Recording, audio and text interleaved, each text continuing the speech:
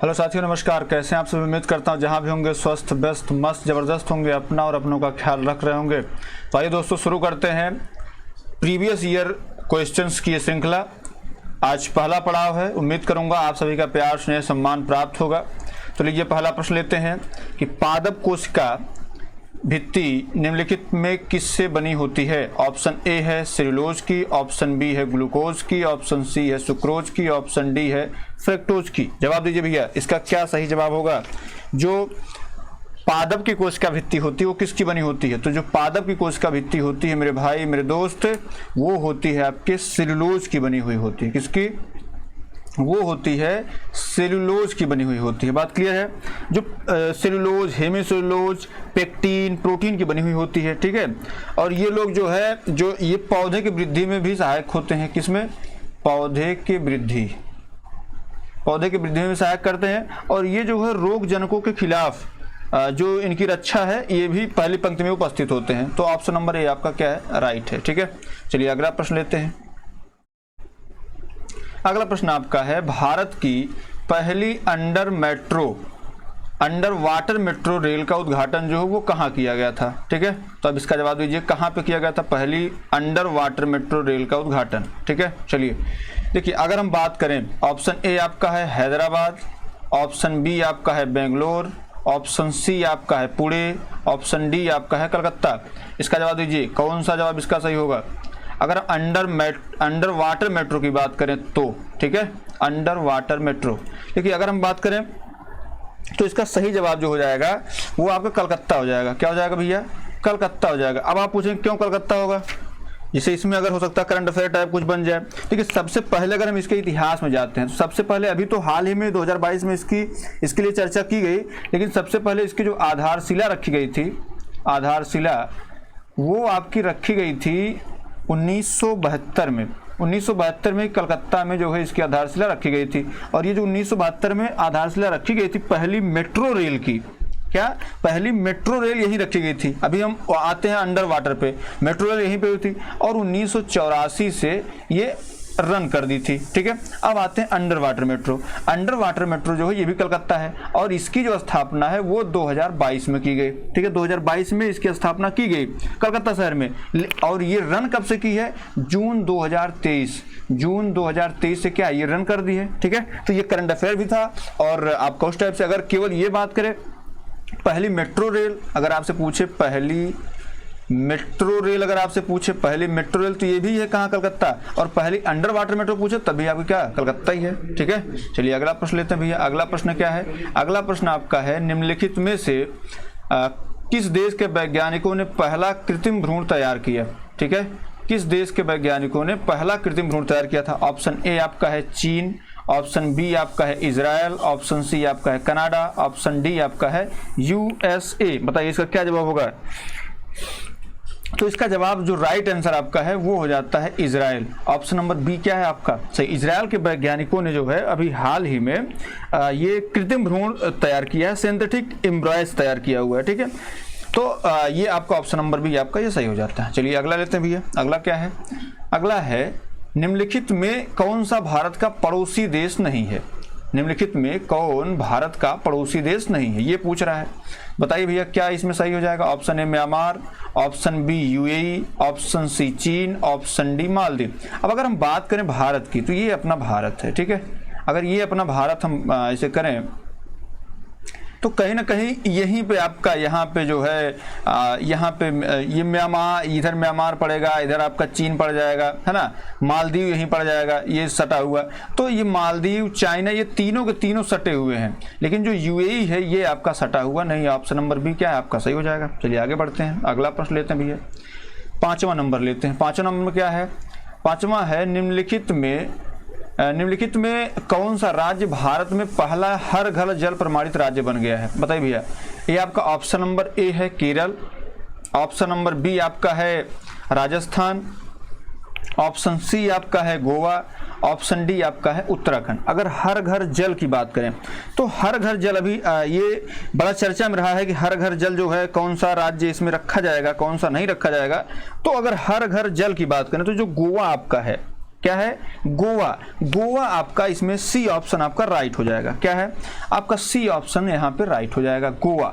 गोवा जो है ये आपका हर घर जल वाला राज्य है। इसके अन्य अगर आपसे केंद्र शासित प्रदेश पूछ दे, क्या केंद्र शासित प्रदेश अगर आपसे यही पूछ देता है तो केंद्र शासित प्रदेश हो जाएगा आपका दादर नागर हवेली, दादर नागर हवेली व दमन दीव, है ना, व दमन दीव। ये आपके केंद्र शासित प्रदेश हैं। यहाँ पे भी आपके हर घर जल से जो है प्रमाणित राज्य बन गया है। ठीक है, अगला प्रश्न लेते हैं भैया। अगला प्रश्न क्या है? 6 नंबर लेते हैं। 6 नंबर में क्या भैया? 6 नंबर में आपके दिया गया है अंतर्राष्ट्रीय जैव विविधता दिवस किस तारीख को मनाया जाता है? ऑप्शन ए 1 अप्रैल, ऑप्शन बी 15 दिसंबर, ऑप्शन सी 10 नवंबर, ऑप्शन डी आपका 22 मई। इसका जवाब दीजिए भैया, इसका क्या जवाब होगा? देखिए, अगर हम 1 अप्रैल की बात करें तो आपको सभी को पता है मूर्ख दिवस मनाया जाता है। क्या? मूर्ख, जब वही मूर्ख होगा जो 1 अप्रैल मारेगा, मूर्ख दिवस होगा। ठीक है, अगर हम 15 दिसंबर की बात करें तो 15 दिसंबर को आपको पता है हम लोगों का सबसे फेवरेट क्या? चाय दिवस, जो इलाहाबादियों के लिए सबसे फेवरेट चीज होती है। 10 नवंबर की बात करें तो 10 नवंबर को विश्व विज्ञान दिवस मनाया जाता है। क्या? विश्व विज्ञान दिवस मनाया जाता है। ठीक है, अब आता 22 मई। 22 मई को मेरे दोस्त मेरे भाई आपका क्या है? जैव विविधता दिवस मनाया जाता है। चलिए अगला प्रश्न लेते हैं, 7वां नंबर। 7वां नंबर प्रश्न आपका क्या कह रहा है? निम्नलिखित में से कौन सा विश्व का सबसे बड़ा नदी द्वीप है? माजुली द्वीप है, या ऑप्शन बी लुलु द्वीप है, या श्रीरंगम द्वीप है, या मानपुरा द्वीप है? देखिए, अगर हम बात करें इसकी तो जाहिर सी बात है इसमें जो माजुली नदी द्वीप है, ऑप्शन नंबर ए आपका सही है। माजुली नदी द्वीप जो है ये पाया कहाँ जाता है? कि ये ब्रह्मपुत्र नदी के, क्या? ब्रह्मपुत्र नदी के नदी बेसिन, ब्रह्मपुत्र नदी के बेसिन के विशाल प्रणाली एक है, विशाल प्रणाली का एक हिस्सा है। और ये कहाँ पे है? माजुली द्वीप। ये आपका है असम में। इसका विस्तार अगर आपसे पूछे तो क्या बताएंगे? विस्तार इसका 352 वर्ग किलोमीटर है। यही क्या है? आपका विश्व का सबसे बड़ा नदी द्वीप है, ब्रह्मपुत्र नदी में है, असम में है। और आपका ये इसका जो ढका हुआ क्षेत्र है ये 352 वर्ग किलोमीटर है। अगला प्रश्न लेते हैं, 8वां नंबर। 8वां नंबर है निम्नलिखित में से हंगरी की राष्ट्रीय मुद्रा क्या है? Option A Hungarian naira, option B Hungarian pound, option C है हंगेरियन फोरेंट, ऑप्शन डी है इनमें से कोई नहीं। इसका जवाब दीजिए भैया, क्या होगा? देखिए, अगर बात करें हंगरी की मुद्रा तो हंगरी की जो मुद्रा है वो हंगेरियन फोरेंट है। क्या है? हंगेरियन फोरेंट है। और यहाँ पे अगर बात करें हंगरी की राजधानी, किसकी राजधानी की बात करें मेरे भाई मेरे दोस्त, तो हंगरी की जो राजधानी है वो है बुडापेस्ट। क्या है? बुडापेस्ट। ये आपकी हंगरी की राजधानी बुडापेस्ट। ठीक है, ऑप्शन नंबर सी आपका सही है। 9 नंबर लेते हैं। भाषा के आधार पर बने भारत का पहला राज्य का नाम बताइए। Option A Rajasthan, option B Andhra Pradesh, option C Maharashtra, option D Kerala. अब देखिए, अगर इसकी बात करें तो जाहिर सी बात है 1953 में ये बात आई थी कि 1953 में पहली दफ़ा भाषा के आधार पर गठित होने वाला कोई राज्य बना था। क्यों हुआ था? क्योंकि 1952 में एक घटना घटित थी, पोट्टी श्री रामुल्लू। क्या? पोट्टी श्री रामुल्लू ये धरने पे बैठ गए थे कि साहब जो एक हमारा राज्य हो जो तेलंगाना से अलग हो। क्या हो?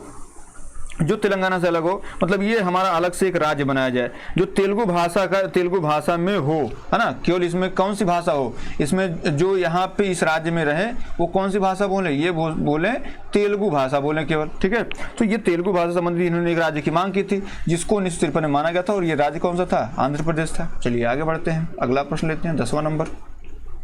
10वां नंबर में क्या भी है? लोकसभा में पद धारण करने की न्यूनतम आयु कितनी है? ऑप्शन ए 21 वर्ष, ऑप्शन बी 25 वर्ष, ऑप्शन सी 18 वर्ष, ऑप्शन डी 30 वर्ष। इसका जवाब दीजिए भैया, क्या होगा? देखिए, अगर बात करें 21 वर्ष की तो 21 वर्ष में आप क्या बन सकते हैं? ग्राम प्रधान।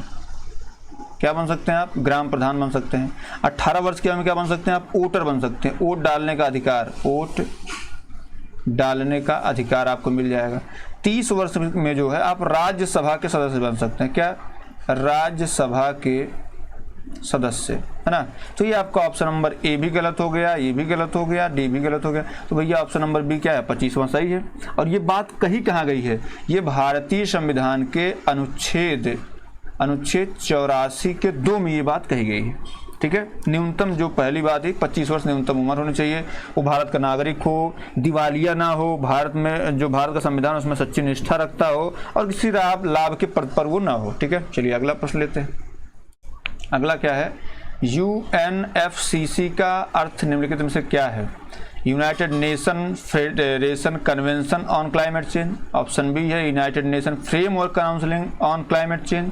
Option C United Nation Framework Convention on Climate Change. Option D है United Nation Federation Council on Climate Change. बताओ भैया क्या जवाब होगा?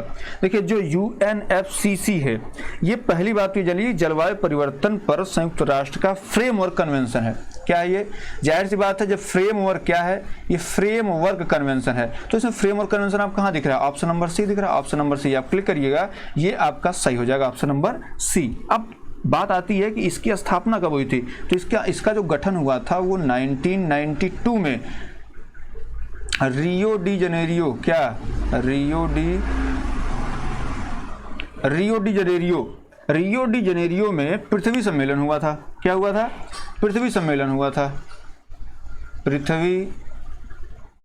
पृथ्वी सम्मेलन हुआ था, रियो डी जेनेरियो हुआ था, 1992 में हुआ था। इसी के आधार पर UNFCCC का गठन कब किया गया? 1994 में। कहाँ पे किया गया? तो भैया जो इसका गठन किया गया था वो बॉन जर्मनी में किया गया। क्या? बॉन जर्मनी में, ठीक है, ये इसका गठन किया गया था UNFCC। आपको पता है ये किस पे काम करता है? तो जलवायु परिवर्तन पर जो है ये कार्य करता है, ठीक है। ऑप्शन नंबर सी क्या है आपका? ऑप्शन नंबर सी आपका सही है। चलिए आगे बढ़ते हैं। भैया पूछ रहा है कि नौटंकी कहाँ के लोग करते हैं? मतलब नौटंकी नृत्य किस राज्य का लोक नृत्य है? Option A Kerala, option B Uttar Pradesh, option C Madhya Pradesh, option D Andhra Pradesh. बताइए। देखिए पहली बात केरल करें तो केरल में कौन सा है भैया? कथकली है। क्या है? कथकली कहाँ का है? तो केरल का है, ठीक है। कथकली कहाँ का भैया? तो केरल का है। बात क्लियर है। उसके बाद अगर यहाँ पे मलखम्ब बड़ा फेमस पूछा जाता है, मलखम्ब। फिर अगर आंध्र प्रदेश की बात करें तो यहाँ पे सबसे फेमस कौन सा भैया? यहाँ का फेमस है कुचिपुड़ी। क्या है? कुचिपुड़ी यहाँ का है। कुचिपुड़ी के साथ साथ कोलट्टम भी है। क्या है? कोलट्टम। ये पूछा गया SSC में कई दफा पूछा गया, कोलट्टम। तो बचता कौन? आपका उत्तर प्रदेश। उत्तर प्रदेश में क्या है? नौटंकी होती है उत्तर प्रदेश में। बहुत नौटंकीबाज लोग हैं यहाँ पे, ठीक है। अगला प्रश्न लेते हैं। ऑप्शन नंबर 20 का क्या है? राइट आंसर है। 13 नंबर लेते हैं। क्या है? अंतर्राष्ट्रीय ओलंपिक समिति का मुख्यालय कहाँ स्थित है? Option A Switzerland, option B USA, option C Germany, option D इनमें से कोई नहीं। आपको पता है अभी जर्मनी में हमने क्या पढ़ा? UNFCC, ठीक है, UNFCCC पढ़ा हमने। तो यहाँ पे इसका मुख्यालय है। हम स्विट्जरलैंड की बात करें तो भैया स्विट्जरलैंड में बहुत सारे मुख्यालय हैं। स्विट्जरलैंड में जैसे अभी इसकी बात करें तो हालांकि इसका मुख्यालय जो है ये लुसाने में है। कहाँ पे है? लुसाने में है। लुसाने स्विट्जरलैंड, ऑप्शन ए इसका से हो जाएगा। लेकिन स्विट्जरलैंड की अगर हम जिनेवा की बात करते, किसकी? जिनेवा की बात करें, स्विट्जरलैंड में जिनेवा भी स्थित है। तो यहाँ पे आपका हो जाएगा WHO। क्या? WHOILO मतलब क्या? इंटरनेशनल लेबर ऑर्गेनाइजेशन, ठीक है, मजदूर संगठन जो है। उसके बाद red cross society, red cross की बात कर दें। उसके बाद आपको WTO, वर्ल्ड ट्रेड, ये सारे के सारे कहाँ पे है? जिनेवा स्विट्जरलैंड में है, ठीक है। अगर हम USA की बात करें तो USA में आपका जो है IMF है ना, IMF है। उसके बाद आपका विश्व बैंक है। तो बहुत सारी संस्थाएं यहाँ भी है, विश्व बैंक है, ठीक है। तो अगर देखा जाए मुख्यालय कहाँ पे था तो ऑप्शन नंबर स्विट्जरलैंड में था। चलिए आगे बढ़ते हैं। अगला प्रश्न 14 नंबर। निम्नलिखित में से किस युग में तांबे का पहली बार उपयोग किया गया था? ऑप्शन ए है मध्यपाषाण, ऑप्शन बी है ताम्रपाषाण, ऑप्शन सी है पुरापाषाण, ऑप्शन डी है नवपाषाण। देखिए अगर यहाँ पे तांबे का पहली बार प्रयोग की बात करें तो ये आपका ऑप्शन नंबर बी क्या? ताम्रपाषाण युग सही हो जाएगा। अगर ऑप्शन नंबर बी ताम्रपाषाण युग नहीं होता तब एक बार की आप अगर चाहते तो आप नवपाषाण काल पे टिक कर सकते थे, लेकिन अगर ताम्रपाषाण काल है तो ये सही है। दरअसल ताम्रपाषाण काल जो ये नवपाषाण काल के बाद ही आता है, ठीक है। इसका जो समय माना जाता है वो करीब 2000 ईसा पूर्व से 1500 ईसा पूर्व तक माना जाता है, ठीक है। 2000 से 1500 ईसा पूर्व तक माना जाता है, इसका आसपास का समय है। तो ऑप्शन नंबर बी क्या है? सही है। चलिए अगला लेते हैं। 15 नंबर पूछा गया है निम्नलिखित में से किस स्थान पर प्रथम बौद्ध संगीति का आयोजन किया गया था? Option A Kashmir, option B Rajgir, option C Gaya, option D Pataliputra. देखिए अगर इसको याद करने का तरीका आपको बताएं तो पा ठीक है। रा से क्या हो जाएगा? राजगीर, वै से हो जाएगा वैशाली, पा से हो जाएगा पावापुरी, उसके बाद हो जाएगा कुंडल वन। कुंडल वन मतलब क्या? कश्मीर। कुंडल वन कश्मीर हो जाएगा। बात क्लियर है? तो क्या पूछा भैया? प्रथम बौद्ध संगीत, तो राज से राजगीर। राजगीर कहाँ? ऑप्शन नंबर बी आपका सही हो जाएगा। बात क्लियर है? अब इसमें जैसे आपसे पूछ ले कि इसमें कौन था राजा, तो इसमें हम देखते हैं, देखिए पहली जो बौद्ध संगीत हुई थी इसमें कौन था? इसमें आप देखेंगे तो जो पहली बौद्ध संगीत हुई थी इसमें अजात शत्रु था। क्या था? अजात शत्रु था। ठीक है। दूसरे में आएंगे तो यहाँ कालाशोक था, कालाशोक। ठीक है। अब अगर तीसरे में आते हैं तो तीसरा जो था इसमें अशोक का शासन था। ठीक है। अगर चौथे में आते हैं तो ये कनिष्क हो जाता है। क्या? कनिष्क। ठीक है। ये आपको पता है, ये कुंडलवन कश्मीर में हुई थी, कनिष्क शासक था। पावापुरी में हुई थी अशोक शासक था। वैशाली में जो दूसरी हुई थी कालाशोक था। पहली जो हुई थी अजातशत्रु था। बात क्लियर है? ऑप्शन नंबर बी आपका सही है। चलिए आगे बढ़ते हैं। 16 नंबर। 16 नंबर क्या भैया? निम्नलिखित में कौन सा व्यक्ति जिनका नाम देवनाम प्रियदर्शी भी था? Option A Mahavir, option B Maurya सम्राट Chandragupta, option C Gautam Buddha, option D Maurya सम्राट अशोक। बताओ भैया क्या होगा इसमें? लेकिन हम बात इसकी करें तो आपको जैसे कई सारे अभिलेख मिल जाएंगे, जैसे मास्की, गुर्जरा, नेतुर और उदयगोलम। इन सारे अभिलेखों में मौर्य सम्राट को जो अशोक है, इनको अशोक ही कहा गया है। बात क्लियर है? लेकिन अगर भाब्रू अभिलेख की बात करें, किसकी अभिलेख करें? भाब्रू, भाब्रू अभिलेख की बात करें तो यहाँ पे जो इसका नाम है वो प्रियदर्शी लिखा है। प्रियदर्शी बताया गया है तो भाब्रू अभिलेख में। तो यहाँ पे दिव्यांग प्रियदर्शी का है, तो ये ऑप्शन नंबर डी आपका क्या सही हो जाएगा। चलिए आगे बढ़ते हैं, अगला प्रश्न लेते हैं। 17 नंबर। 17 नंबर में क्या भैया? ईस्ट इंडिया कंपनी की शुरुआत हुई तब निम्नलिखित में से किसका शासन था भारत पर?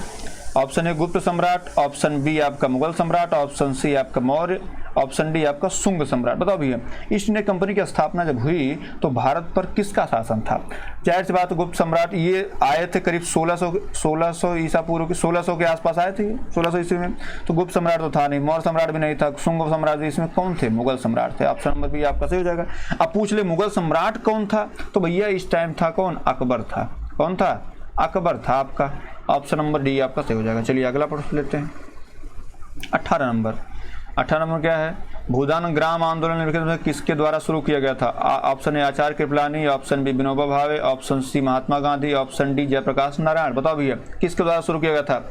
अगर भूदान विनोबा भावे की बात, जैसे यहाँ पे कृपलानी की बात करें तो कृपलानी भारत के आज़ादी के समय, भारत की आज़ादी के समय कांग्रेस के अध्यक्ष थे। कांग्रेस के अध्यक्ष थे, पहली बात। गांधी जी के विषय में आपको पता ही है। जो जयप्रकाश नारायण है ये पहले व्यक्ति थे जिन्होंने इंदिरा गांधी का विरोध किया था, है ना। ये कांग्रेस के विरोध में आए थे, जनसंघ की उन्होंने स्थापना की हुई थी। ठीक है। तो ये भी गलत हो जाता है, ये भी गलत हो जाता है, ये भी गलत। विनोबा भावे, दरअसल विनोबा भावे जो है ये अपना जो आंदोलन शुरू किए थे, ये जब भारत आज़ाद हुआ था तो ये 1951 में कहाँ से शुरू किए थे? तो जो वर्तमान का तेलंगाना है, तेलंगाना के पोचमपल्ली शुरू किए थे। कहाँ से? तेलंगाना के पोचमपल्ली से ये आंदोलन शुरू किए थे, है ना। ऑप्शन बी का है सही है। चलिए आगे बढ़ते हैं। 19 नंबर। 19 नंबर में क्या भैया? दांडी नमक यात्रा के दौरान निम्नलिखित में से किस सामाजिक कार्यकर्ता ने गांधी जी को आंदोलनों को केवल पुरुषों तक सीमित न रखने के लिए राजी किया था? Option A madam Cama, option B Pandita Ramabai, option C A और बी दोनों, ऑप्शन डी कमला देवी चट्टोपाध्याय। देखिए अगर हम मैडम कामा की बात करें तो जो मैडम कामा है मेरे भाई मेरे दोस्त, इनको जो है इनको क्रांतिकारियों की माँ कहा जाता है। क्या कहा जाता है? भारतीय क्रांतिकारियों की माँ, क्रांतिकारियों की माँ कहा जाता है, क्रांतिकारियों की माँ कहा जाता है इनको। ठीक है। क्रांति की आदि जननी कहा जाता है। क्या? क्रांति की आदि जननी, क्रांति की आदि जननी मैडम कामा को कहा जाता है। ठीक है। अब इन्होंने पहली दफा 1907 में जर्मनी में क्या किया था? भारत की ध्वजा लहराई थी, ध्वज लहराया था इन्होंने, ध्वज लहराया था, फहराया था। ठीक है। ये 1907 में। जो वर्तमान में जैसे जो राष्ट्रीय ध्वज हमारा, इसका डिजाइन भी मैडम कामा ने दिया था। तो ऑप्शन ये तो ऐसे गलत हो गया। रमाबाई की बात करें तो भैया रमाबाई जो है इन्होंने 1881 में इन्होंने आर्य महिला सभा की स्थापना की थी। किसकी? आर्य आर्य महिला सभा की स्थापना की थी। और उसके बाद 1887 में इन्होंने क्या किया था, रमाबाई एसोसिएशन की स्थापना की थी। ठीक है, तो ए और बी अगर इसमें है तो ये तो जाहिर सी बात ये गलत हुआ, ये गलत हुआ तो या तो ऑटोमेटिक गलत हो गया, तो ये भी गलत हो गया। इसमें कमलादेवी चट्टोपाध्याय जो है ये सही माने जाते हैं। ऑप्शन नंबर डी आपका सही है। ठीक है, चलिए अब क्या है, राष्ट्रवाद की पहली स्पष्ट अभिव्यक्ति निम्नलिखित में से किस क्रांति के साथ हुई। ऑप्शन ए फ्रांस क्रांति, ऑप्शन बी अमेरिकी क्रांति, ऑप्शन सी रूस क्रांति, ऑप्शन डी औद्योगिक क्रांति। अगर आप औद्योगिक क्रांति सोच रहे थे, यहाँ पे औद्योगिक क्रांति बिल्कुल गलत हो जाता है। अमेरिकी क्रांति बहुत बाद में हुई थी, रूसी क्रांति बहुत बाद में हुई थी, लेकिन यहाँ फ्रांसीसी क्रांति इसको, हालांकि आयोग ने इसको किसी को सही नहीं माना, लेकिन अगर इसमें आपको मानना हो तो 1789 में एक क्रांति हुई थी, वहां से नारा उठा था स्वतंत्रता, समानता, बंधुत्व, इसका नारा वहां से उठा था। और यही ये क्रांति मजदूरों की क्रांति थी, सबको समानता मिले, सबकी स्वतंत्रता हो और सब भाईचारा बनकर है, कोई ऊंच नीच की बात ना हो। तो ये फ्रांस की क्रांति, ऑप्शन नंबर इसका सही हो जाएगा। ठीक है, चलिए 21 नंबर पे आते हैं। सरकार के निम्नलिखित में से किस अधिनियम के कारण मुंबई से सिंध प्रांत का निर्माण हुआ। अब जाहिर सी बात, सिंध प्रांत का जो निर्माण हुआ था वो 1937 में हुआ था, और इसी के साथ जो है जो तत्कालीन बर्मा हुआ करता था, क्या जो वर्तमान का म्यांमार है और तत्कालीन बर्मा हुआ करता था, वो भारत से अलग हुआ। बर्मा भारत से अलग हुआ। ठीक है, भारत से अलग हुआ कब हुआ, 1937 में ही। तो जाहिर सी बात, जब 37 में सारी घटनाएं होती तो भारत सरकार 1935, ऑप्शन नंबर सी आपका सही हो जाएगा। चलिए आगे बढ़ते हैं। निम्नलिखित में से कौन जनसंख्या वितरण प्रणाली को प्रभावित करने वाला कारक नहीं है। ऑप्शन ए शहरीकरण, ऑप्शन बी औद्योगिकीकरण, ऑप्शन बी खनिज, ऑप्शन डी पानी की उपलब्धता। अब बताइए, जो जनसंख्या वितरण है इसको प्रभावित करने वाला आर्थिक कारक कौन है। जाहिर सी बात शहरीकरण तो है, ऑप्शन बी औद्योगिकरण भी है, ऑप्शन सी खनिज भी है, लेकिन ऑप्शन डी पानी की उपलब्धता का कोई इसमें कारक नहीं है। ऑप्शन नंबर डी क्या है, यही आपका सही हो जाता है। चलिए आगे बढ़ते हैं। अगला क्या भी है, विश्व की सबसे ऊंची चोटी माउंट एवरेस्ट किसके बीच स्थित है। तो भैया नेपाल और तिब्बत के बीच, भारत नेपाल के बीच, भारत भूटान के बीच, ऑप्शन डी इनमें से कोई नहीं। देखिए बात अगर करें तो नेपाल तो कॉमन रहेगा, है ना, ये नेपाल की ही चोटी है। तो अब इसमें भारत भूटान ये ऐसे गलत हो गया। भारत और नेपाल की जहाँ तक बात है, देखिए अगर हम बात करें तो नेपाल, उसके बाद जैसे अब यहाँ पे माउंट एवरेस्ट की बात करें तो उसके बाद आता है K2 और उसके बाद आता है कंचनजंगा। क्या आता है, कंचनजंगा आता है। बात क्लियर है। तो अब देखिए यहाँ पे नेपाल की बात करें, सबसे ऊंची चोटी है, इसकी ऊंचाई कितनी भैया, 8,848.76। ठीक है, ये बिहार के एक एग्जाम में पूरा डाटा के साथ पूछ लिया था, इसलिए ये बताना भी आवश्यक हो जाता है। ठीक है, कहीं कहीं ये 8 से, कहीं कहीं 7 से, कहीं कहीं 8 से, आप दे दिया है 8,848.86 मीटर ये माना जाता है। कहीं किलोमीटर दे तो आप किलोमीटर ना मारिएगा, मीटर मारिएगा। ठीक है, अब ये है कहाँ पे, ये नेपाल और तिब्बत के बीच में स्थित है। कहाँ पे है, नेपाल और तिब्बत, ऑप्शन नंबर ए सही है। ठीक है, चलिए आगे बढ़ते हैं। 24 नंबर प्रश्न लेते हैं। क्या है, निम्नलिखित में से भारत में अक्टूबर गर्मी का मुख्य कारण क्या है। उच्च आर्द्रता के साथ जुड़ा उच्च तापमान, ऑप्शन बी भारत में गंगा मैदानी इलाकों में अल्पदाब तंत्र, ऑप्शन सी निम्न वेग हवाएं, ऑप्शन डी गर्म और शुष्क मौसम। देखिए अगर हम बात करें किसकी, बात करें अक्टूबर महीने में गर्मी की, तो जो दिन होता है, आपको पता है जो दिन होता है, दिन क्या होता है, दिन गर्म होता है, और जो रात होती है ये होती ठंडी। क्या होती है, रात ठंडी होती है। तो जाहिर सी बात है, अगर रात ठंडी हो रही है और दिन गर्म हो रहा है, तो इसमें जो इसकी समयावधि में तापमान और आर्द्रता में वृद्धि होती है। जो तापमान में से आर्द्रता में वृद्धि होगी, तो ये उच्च आर्द्रता से जुड़ा उच्च तापमान, ऑप्शन नंबर ए क्या है आपका सही है। चलिए आगे बढ़ते हैं। 25 नंबर, भारतीय मानक समय ग्रीनविच मध्य समय से आगे है कितने घंटे। ऑप्शन ए 4 घंटे, ऑप्शन बी 7.5 घंटे, ऑप्शन बी 5.5 घंटे, ऑप्शन डी आपका 7 घंटे। देखिए जो ग्रीनविच मीन टाइम है, ये मानक समय रेखा आपके 82.5 अंश, 82.5 अंश पूर्वी देशांतर। ठीक है, 82.5 अंश पूर्वी देशांतर से होके जाती है। बात क्लियर है। अब ये है क्या कि अब ये जो मेन टाइम है हमारा, मूल समय जो ब्रिटेन से लिया जाता है, उससे कितने घंटे आगे है, तो 5.5 घंटे आगे है। बात क्लियर है। चलिए आगे बढ़ते हैं। निम्नलिखित में कौन हरित क्रांति की रणनीति का हिस्सा था। ऑप्शन ए सिंचाई, ऑप्शन बी रासायनिक उर्वरक और कीटनाशी, ऑप्शन बी सी उच्च उपज देने वाली किस्में, ऑप्शन डी इनमें से सभी। देखिए अगर हम भारत में हरित क्रांति की बात करें, तो भारत में जो हरित क्रांति आई थी वो करीब 1966-67 में आई थी। ठीक है। और इसके जो जनक कहे जाते हैं, जनक, इसके जनक थे स्वामीनाथन। कौन? MS स्वामीनाथन। इनकी हम लोग कहानी भी पढ़े हैं, जब प्राइमरी स्कूल में वो होती थी उस टाइम जो है कहानी भी इनकी पढ़े हम लोग, ठीक है। तो हरित क्रांति जो आई थी इसमें सिंचाई पर भी बल दिया गया था, रासायनिक उर्वरक और कीटनाशी पे भी ध्यान रखने की बात कही गई थी, और उच्च उपज देने वाली किस्मों के बीज का उत्पादन करने के लिए बात की गई। तो इसमें ऑप्शन नंबर डी क्या है आपका? सही है। चलिए आगे बढ़ते हैं। 27 नंबर, किस नदी को बिहार का शोक कहा जाता है? Option A Damodar, option B Hooghly, option C Kosi, option D Ghaghara. देखिए भैया, अगर दामोदर की बात करें तो ये बिहार का शोक नहीं, ये बंगाल का शोक है। क्या? बंगाल का शोक है। बात क्लियर है? ये बंगाल का शोक है, तो ऑप्शन नंबर ए ऐसे गलत हो गया। हुगली यहाँ अपना बैठ जाती है, इसका कोई बहुत ज़्यादा बाढ़ में योगदान नहीं होता, घाघरा का भी योगदान नहीं होता। ऑप्शन सी कोसी है। इससे जो आपका उत्तरी बिहार है इसमें भीषण तबाही लेके आती है। तो जो बिहार का शोक यही है। क्या है? बिहार का शोक। हालांकि अभी तक बाढ़ बिहार में नहीं आई है, बिहार का शोक आपकी यही कोसी नदी है। और ये जो है कोसी नदी तिब्बत से निकलती है। कहाँ से निकलती है? तिब्बत से निकलती है। ये आती है चीन, चीन से होते हुए आती है नेपाल, और नेपाल से कहाँ आती है? नेपाल से आती है आपके बिहार में। ये बिहार में क्या करती है? उत्तरी बिहार में तबाही मचाती है। क्या करती है? उत्तरी बिहार में तबाही मचाती है। ठीक है, चलिए 28 नंबर लेते हैं। भारत की पंचवर्षीय योजनाओं को अंतिम स्वीकृति निर्माण निम्नलिखित में से किसके द्वारा दी गई थी? वित्त सचिव, राष्ट्रीय विकास परिषद, ऑप्शन सी वित्त मंत्रालय, ऑप्शन डी भारत के उपराष्ट्रपति। किसके द्वारा दी जाती है बताइए भैया।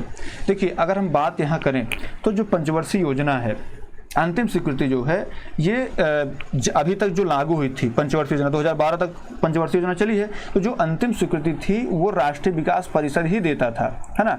लेकिन अब चूंकि पंचवर्षीय योजना लागू ही नहीं है तो वो खत्म हो गया है। अब ये अगर पूछा जाए राष्ट्रीय विकास परिषद की स्थापना कब हुई थी, पूछ सकता है आपसे कि इसकी स्थापना कब हुई थी, तो मेरे दोस्त मेरे भाई इसकी स्थापना 6 अगस्त 1952 को हुई थी। 6 अगस्त 1952 को हुई थी। और ये जो राष्ट्रीय विकास परिषद है यह जो है एक गैर संवैधानिक निकाय है। क्या था?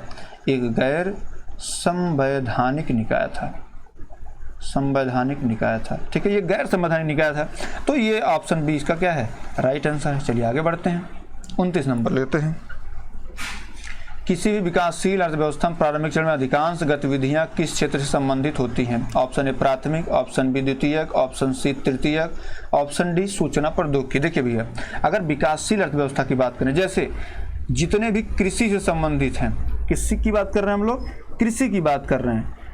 कृषि, वानिकी या जो खनन की बात है, ये सारे के सारे जो है ये आते हैं प्राथमिक क्षेत्र में, और इन्हीं से जो विकासशील अर्थव्यवस्था होती है इनको गतिशीलता मिलती है। मतलब ये कि आपने आलू पैदा किया, आलू पैदा करके आपने क्या किया? कढ़ाई में उसको उबाला, आपने समोसा बनाया, आलू से समोसा बनाया, ये आ जाता द्वितीयक में। और जैसे ही आपने समोसे को दूसरे जो ग्राहक आपके उनको सर्व किया, आपने ये सेवा आपने इसकी दी, तो ये चला जाता तृतीयक क्षेत्र में। तो ऑप्शन नंबर ए आपका क्या है? सही है। चलिए आगे बढ़ते हैं 30 नंबर पे। निम्नलिखित में से कौन सा एक वाणिज्यिक बैंक नहीं है? HSBC, CDB, ऑप्शन सी है भारतीय स्टेट बैंक, ऑप्शन डी है आपका बैंक ऑफ बड़ौदा। बताओ भैया इसका क्या होगा? इसमें क्या जवाब देंगे आप? CDB। देखिए कुछ जाहिर बात है CDB होगा। CDB है क्या? CDB जो है, जैसे अगर इसकी फुल फॉर्म की बात करें तो ये भारतीय लघु उद्योग विकास बैंक है, और ये वाणिज्यिक बैंक नहीं है। ये जो है एक स्वतंत्र, क्या है?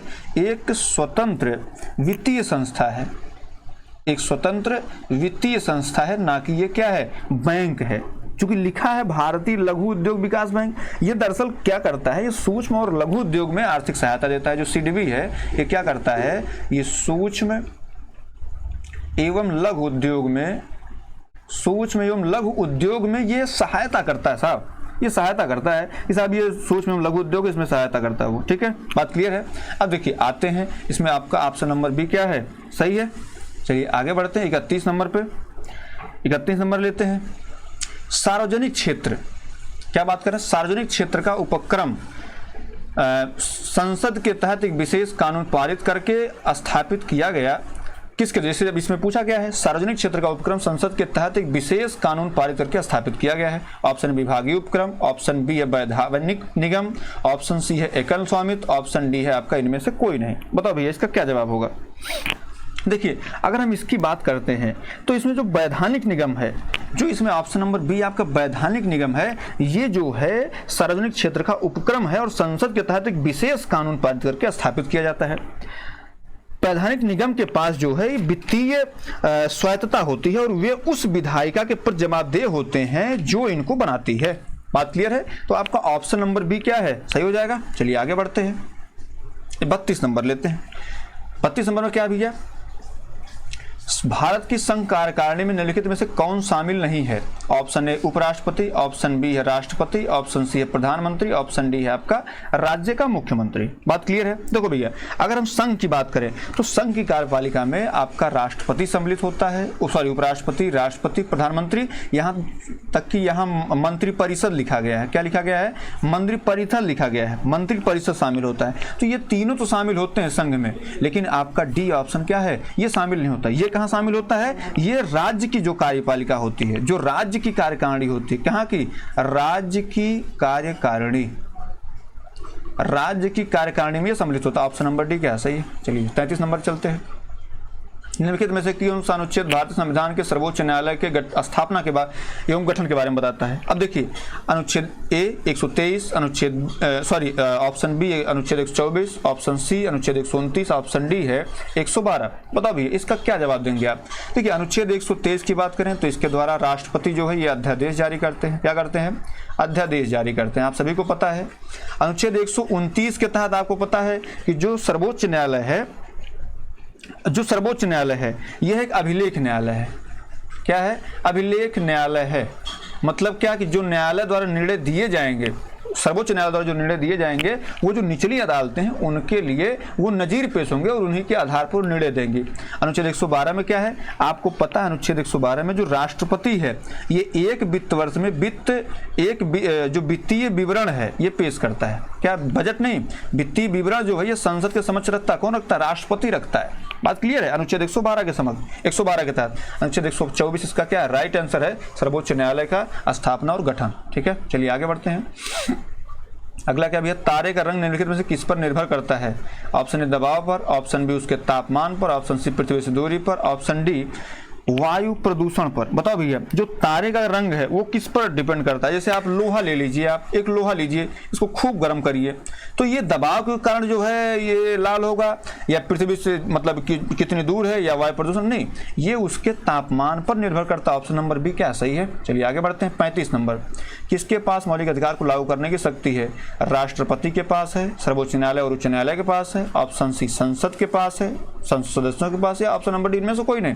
देखिए आपको पता है सर्वोच्च न्यायालय अनुच्छेद 32 और उच्च न्यायालय अनुच्छेद 126, इन दोनों के तहत इनको पावर दी गई है। और इनको पावर कहां से मिलती है, अनुच्छेद 13 से। आपको पता है यहीं से जो जुडिशियल रिव्यू होता है, जुडिशियल रिव्यू JR जिसको बोलते हैं, जुडिशियल रिव्यू, यहीं से अनुच्छेद इसको पावर शक्ति देता है। अनुच्छेद 13 क्या कहता है, अगर कोई भी विधि जो संसद के द्वारा बनाई जाएगी अगर वो विधि संगत नहीं होगी तो वहां तक अनुमान नहीं होगी जहां तक वो हमारे मूल अधिकारों का क्या करती है, हनन करती है। और इसका निर्धारण कौन करेगा, उसका निर्धारण करेगा आपका सर्वोच्च न्यायालय और उच्च न्यायालय। बात क्लियर। ऑप्शन नंबर बी क्या है इसका सही है। चलिए आगे बढ़ते हैं भैया। 36 नंबर, भारत में राष्ट्रीय मानवाधिकार आयोग निम्नलिखित में किस मंत्रालय के अधीन है। ऑप्शन ए वित्त मंत्रालय, ऑप्शन डी जो है रक्षा मंत्रालय, ऑप्शन सी आपका विदेश मंत्रालय, ऑप्शन बी आपका गृह मंत्रालय। बताओ भैया क्या जवाब इसका होगा। तो जाहिर सी बात है जो ऑप्शन ए वित्त मंत्रालय आप समझेंगे बिल्कुल गलत है, रक्षा मंत्रालय भी गलत है, ऑप्शन सी विदेश मंत्रालय भी गलत है, ऑप्शन बी आपका जो है गृह मंत्रालय है। ठीक है, अगर हम बात करें इसकी जो मानवाधिकार आयोग है इसका जो गठन किया गया था वो 12 अक्टूबर 1993 को किया गया था। और ये कहा गया था कि यह जो आयोग है यह मानवाधिकारों का प्रहरी के रूप में काम करेगा और यह क्या है, एक स्वायत्त विधिक संस्था है। जो मानवाधिकार आयोग है ये क्या है, ये विधिक संस्था है। क्या है, विधिक संस्था है। बात क्लियर है। ये मानव के अधिकारों की रक्षा करेगी। ठीक है, मानवाधिकार मौलिक अधिकार में बहुत अंतर होते हैं। निम्नलिखित में से किस केंद्र शासित प्रदेश में उच्च न्यायालय स्थापित करने का अधिकार है।